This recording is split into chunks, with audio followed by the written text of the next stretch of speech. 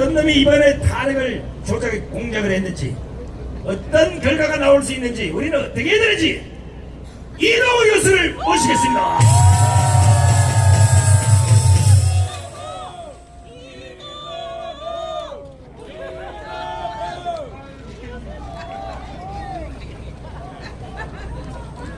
여러분 반갑습니다. 이동호입니다. 요즘 제가 하도 돌아다니면서 우리 정광 목사님한테 빨갱이 하도 욕을 얻어먹어서 지나가는 분이 저를 비긋이 웃어요. 어이 빨갱이. 제 이름은 잘 모르는 모양입니다. 저는 책임을 느낍니다. 저는 과거 한때 저의 잘못으로, 그리고 저와 같은 자들의 잘못으로 대한민국이 이 지경까지 된 것에 대한 무한한 책임을 느끼고, 저는 저 주사파를 박멸시키는데 죽기까지 싸울 것입니다, 여러분.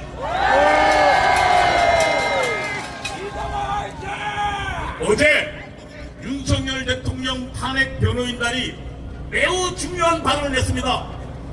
대한민국 혼란의 주범은 김정은의 지령대로 움직이는 주사파들이라고 그 내용을 공개했습니다.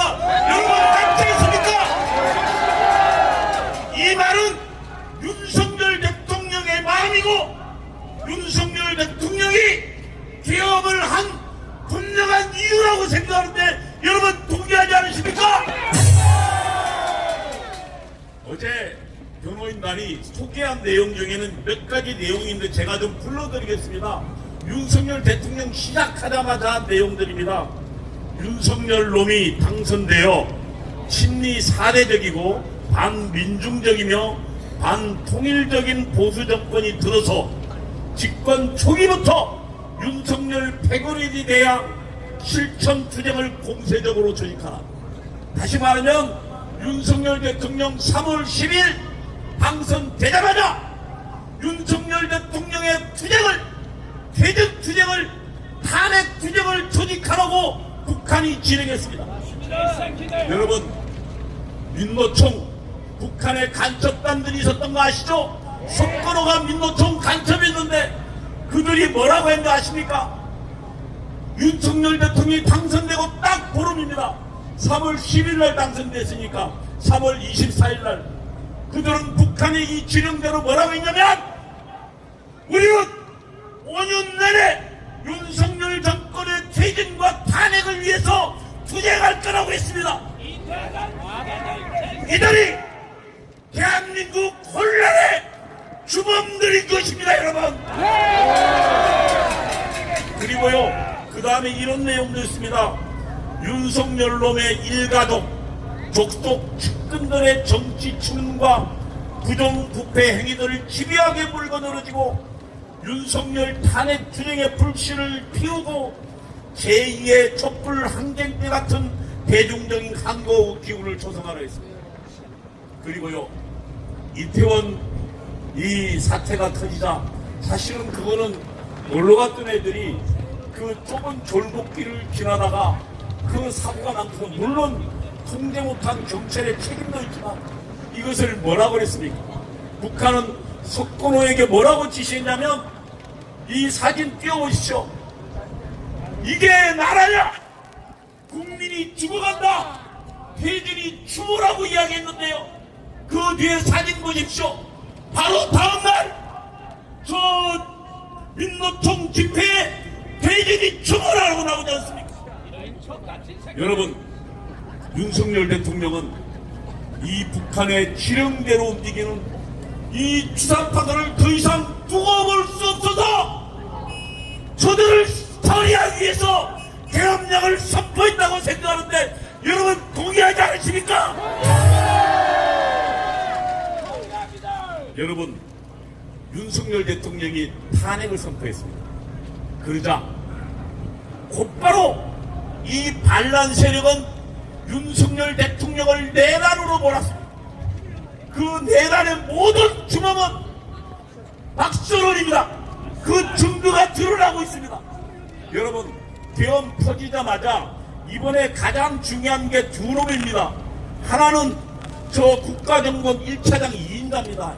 참 여기에 지금 주사파의 끈앞불을 박아놓은 겁니다. 이 홍장원에게요, 이 박선원이가 문자를 합니다. 뭐라냐면 터지자마자 이게 뭐야? 그대로 정지하고 지시가 있을 때까지 기다리라고 합니다. 그리고요, 홍장원 내무가요, 이 여러 번 바뀌는데 우선 하나만 묻겠습니다. 홍장원이가 자기가 사무실에서 메모를 작성했다고 했습니다. 왜 그러냐면 포스트잇이 맞습니다. 포스트잇이라는 게 여러분은 알지만 이게 뒤에서 떼면 어디다 붙이면 왜 끈적끈적한 거 있다, 그겁니다. 그걸 보객대 넣어 다니는 사람 있습니까? 없어요. 수첩 들고 다니지. 근데 그 포스트잇으로 최초 메모를 썼다고 그랬어요. 그런데 이번에 CCTV 확인해 보니까 그 시간은 11시 6분입니다. 그리고요, 그러니까 11시 6분이고 그때는 11시 6분에는 어디 있었냐면 홍장원이가 공터에 안 있고 사무실에 있었어요.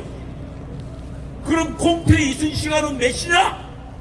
10시 38분이에요. 그리고 여인형과 통화한 게 46분이고 대통령하고 통화한 건 53분이에요. 그러면 어떻게 된 겁니까? 만약에 홍장원 지말대로 하면 대통령하고 7분 뒤에 통화했으니까 통화 전에 메모를 작성했다는 얘기가 돼요. 거짓말이죠. 그 다음에 만약에 지가 대통령과 통화 후에 했었다면 공터가 아니라 사무실이 됩니다. 두 개 다 거짓말입니다, 여러분. 그리고 중요한 건 홍장원 메모에 이렇게 나옵니다. 사람 이름이 나와요. 물론 이것도 네 차례 옮겨 쓴 거지만 제가 알기로는 제일 첫 번째 메모는 박선호한테 갔습니다. 그리고 네 번째 메모에 가피란 놈은 저는 박선원일 거라고 주장합니다. 왜냐하면 그 명단이라는 건 별거 아닙니다. 계엄이 터지면 계엄 당시에 이 중요 정치인들의 동향에 대해서 파악을 합니다. 왜냐하면 계엄을 유지하려면. 그러면 여인형 방첩사령관에게 내려간 지시는 동향 파악입니다. 그런데요, 그 뒤에 가피란 게 뭔지 압니까? 1조 2조 나누어서 체포하라, 구구만 하는 겁니다. 다시 말하면 대통령이 아닙니다. 김용현 장관이 지시한 동향 파악 지시가 뭐로요? 정치인 체포로, 탄핵으로, 내란으로 대통령을 몰아세우는 공작이 완성되는 순간입니다. 이것이 누구에게요? 박선원에게 나왔습니다. 또 하나 증거가 필요하잖아요. 그래서 이 박선원이 12월 4일, 12월 5일 날 누구에게 통화하냐? 저 곽정근 특수전 사령관에 통화합니다. 지금 국회 안에 들어간 것은 15명이 전부고, 그리고 그게 전부 특수전 사령부였습니다. 여러분, 당시에 국회의원 190명이 들어갔습니다. 그리고요, 그 안에는 국회의원 보좌관이 보통 한 명당 10몇 명이 넘어요. 최소한 1,400 명이 들어가 있었어요. 여러분, 15명으로 국회의원 190명을 못 끌을 뿐만 아니라 보좌관 등 2,000여 명이 있는데 그걸 무슨 수로 끌어낸단 말입니까? 거짓말이지. 여러분, 제 이야기에 동의하지 않으십니까? 그런데요, 이 내용을 자세히 보면 이렇습니다. 12월 5일 날 박선원이가 다시 누구에게? 저기 곽정근에게, 특전사령관에게 전화합니다. 그리고 우리가 6일 날 간다. 그리고 미리 뭡니까, 질의할 내용들을 줍니다. 그리고 유일하게 국회에 침투했던 특임대 김현태 단장의 증언에 따르면 6일날 오기 전에 5일날 특전사령관하고 앉아가지고 말 맞췄다는 거예요. 여러분, 이게 지금 탄핵, 사기 탄핵 공작입니다, 여러분. 그 박선이 누구냐? 여러분, 2006년도 노무현 때 국가정보원이 대규모 간첩단 사건을 적발했습니다. 그리고 수사하다 보니까 그 대통령의 중요한 결정, 안보의 결정들이 약 80만 건이 북한으로 넘어갔다는 사실을 발견했습니다. 80만 건이면요, A4 용지로 치면 큰 트럭 2대 분량입니다. 이 어마어마한 분량이 북한으로 넘어갔다는 거예요. 그런데 조사해 보니까 그 핵심 증거들이 청와대에서 나왔어요. 청와대 누가? 당시 청와대 안보전략비서관이 박선원이었습니다, 여러분. 북한을 위해서 일했던, 간첩과 함께 일했던 에이전트, 그가 박선원입니다. 그 박선원은요, 국가정보원이 수사도 못했습니다. 왜냐하면 노무현한테 대통령 참모로 수사를 하면 대통령의 재가가 있어야 돼요. 허락받으러 갔다가 자기가 먼저 잘렸습니다. 이게 지금 현재 대한민국의 안보 현실입니다. 그리고 지난 총선 때 박선원은 어디로 갔습니까? 국회로 들어갔습니다. 그 국회로 들어간 1심의 간첩당과 내통한 박선원이 지금 이 반란을 전체로 공격하고 기획하고 있는 것입니다, 여러분. 여러분, 박선원이 그 공작에 따라서 홍장원의 거짓 메모가 정치인 동향을 수사하는 메모가 체포지시로 바뀌었고, 그 다음에 곽종근은요, 맨 처음에 국회에서요, 아니 15명 들어가서 2,000명을 어떻게 끌어냅니까? 그런데 그래서 요원을 끌어내라는 지시가 국회의원으로 바뀌었습니다. 그게 반란의 시작이었습니다. 그리고 박선원의 기획에 따라서 이재명이 뭐라고 그랬습니까? 국회에 나와서 긴급 성명을 발표했습니다. 윤석열이 내란의 수괴다. 그리고요, 박선원은 바로 그 다음날 나와서 뭐라고 그랬습니까? 여러분, 경찰, 그 다음에 국방부, 그리고 공수처는 법원에 눈치 보지 말고 바로 긴급 체포해버려라. 그리고 김영원 국방장관은 자기가 자진 출두했다가 바로 구속당해버렸습니다. 경찰청장, 서울청장 바로 구속당했고, 특전사령관, 수방사령관, 그 다음에 방첩사령관 줄줄이 구속당했습니다. 그리고요, 이 지시를, 박선원과 이재명의 지시에 따라서 공수처는 불법적으로 체포영장을 받아서, 그리고 그 체포영장을 가지고 대통령 사저를 3,000명을 동원해서 뛰어넘었습니다. 그리고 우리 1640만이 뽑은 대통령은 저 간첩단 반란 세력에 의해서 지금 감옥에 있습니다.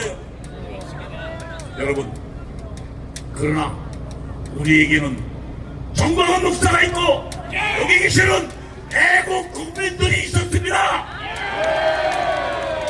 우리는 12월 7일 투쟁했고, 12월 14일 투쟁했고, 12월 20일 투쟁했고, 12월 말일 투쟁했습니다. 여러분, 대통령 지지도가 11%까지 떨어졌다가 최근 52%까지 올랐습니다. 그러자 이제 저들이 당황하고 있습니다.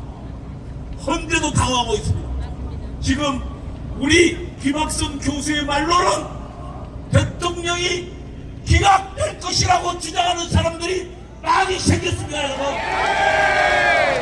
저는 그 힘이 바로 여러분에게 있다고 생각하는데, 여러분 한번 박수 합시다. 존경하는 대전 시민 여러분, 이제 대통령이 돌아오면 우리가 해야 될 일을 한번 생각해 봅시다. 그리고 3.1절 천만 투쟁으로 우리가 해야 될 일을 한번 생각해 봅시다. 첫 번째, 대통령을 불법적으로 집어넣은, 그리고 경찰을 시켜서 담을 타도록 한 오동훈 공수처장 처형시켜야 합니다. 그리고 경찰청장, 경찰차장을 불법으로 구성한 이 경찰 국수본 해체시켜야 됩니다.